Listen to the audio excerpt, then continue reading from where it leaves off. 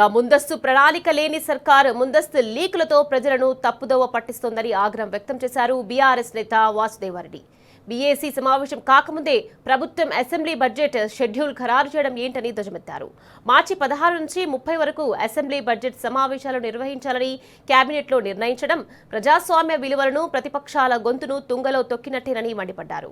Assembly అంటే రాష్ట్ర భవిష్యత్తును నిర్ణయించే వేదిక కానీ ప్రభుత్వానికి అది ఒక వాట్సాప్ గ్రూప్ లా కనిపిస్తోందా అని ప్రశ్నించారు.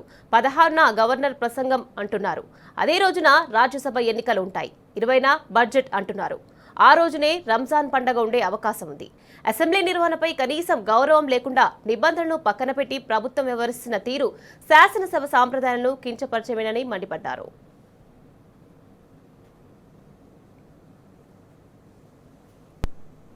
కనిపిస్తా ఉన్నది. ముఖ్యంగా ప్రజల సమస్యలకు వేదికగా నిలయంగా ఉండే అసెంబ్లీకి సంబంధించి డేట్లు ప్రకటించింది. అందులో ప్రధానంగా మార్చి 16 నుంచి వెళ్లి బడ్జెట్ సమావేశాలు, 16న గవర్నర్ ప్రసంగం, ఆ తర్వాత 20వ తారీఖు నాడు ఈ యొక్క రాష్ట్ర బడ్జెట్ ను ప్రవేశపెట్టడం అంటూ కొన్ని డేట్లను కూడా మరి మీడియా ముఖంగా ప్రకటించింది. సాధారణంగా నాకున్న పరిజ్ఞానం మేరకు రాష్ట్ర అసెంబ్లీ సమావేశాలు డేట్ ఫిక్స్ అయిన తర్వాత ఎన్ని రోజులు జరగాలి, ఎప్పుడు ఏ అంశాల మీద చర్చ జరగాలి అనే విషయాలపైన బీఏసీ సమావేశం పెట్టుకున్న తర్వాత అంటే ప్రతిపక్ష పార్టీలను అధికార పక్షం వీళ్ళందరూ కూర్చొని బిజినెస్ అడ్వైజరీ కమిటీలో చర్చించిన తర్వాత నిర్ణయాలు ప్రకటిస్తారు. ఇవాళ క్యాబినెట్ లోనే గవర్నర్ ప్రసంగం, బడ్జెట్ డేట్ ను కూడా ప్రకటించింది. అంటే దీన్ని బట్టి చూస్తా ఉంటే ఇలా ప్రతిపక్షాలన్నా లేదా శాసనసభ వ్యవహారాల పైన మరి వీరికి అవగాహన లేదా, ఉన్నా వీటి తుంగలో తొక్కిన అనేది ఇలా ప్రజలు మాట్లాడుకుంటున్న అంశం. ఇంకా దానికంటే ముఖ్యంగా ఇప్పుడు 16వ తారీఖు నాడు గవర్నర్ ప్రసంగం అన్న మరి ఆ గవర్నర్ ప్రసంగం ఉన్న రోజే రాజ్యసభ ఎన్నికలు ఉన్నాయి. రాజ్యసభ ఎన్నికల పేరు మీద లాబీలోకి రాకుండా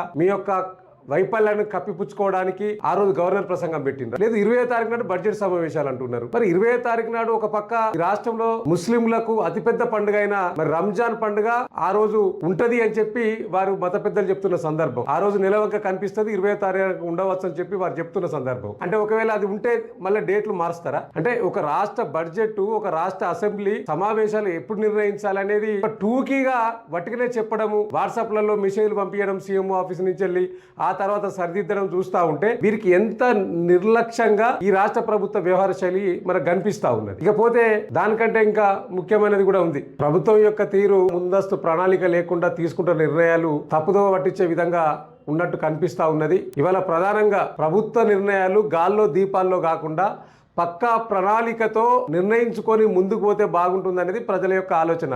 కానీ ఈ ప్రభుత్వం యొక్క తీరు చూస్తే అట్లా కనిపిస్తలేదు. ఎందుకంటే రాష్ట్ర ప్రభుత్వం యొక్క పనితీరు గాని, రాష్ట్ర ముఖ్యమంత్రి వ్యవహార శైలి గాని అనేక సందర్భాల్లో మనం చూసినాం. చివరికి రాష్ట్ర బడ్జెట్ సమావేశాలు నిర్ణయించడంలో కూడా వీళ్ళ యొక్క వైఫల్యం స్పష్టంగా కనిపించింది. ఈ రాష్ట్ర ముఖ్యమంత్రి, రాష్ట్ర మంత్రివర్గం, వారికి సలహాలు ఇచ్చే అధికారుల యొక్క తీరు. దీన్ని చూస్తా ఉంటే ఇది ఒక స్కూల్లో చిన్న చిన్న పిల్లలు మాక్ అసెంబ్లీ అని, మాక్ పార్లమెంట్ అని పెట్టుకొని ఎట్లా నిర్వహిస్తారో అట్లా వీరి యొక్క పనితీరు, వీరి యొక్క ఆలోచన తీరు కనిపిస్తూ ఉన్నది.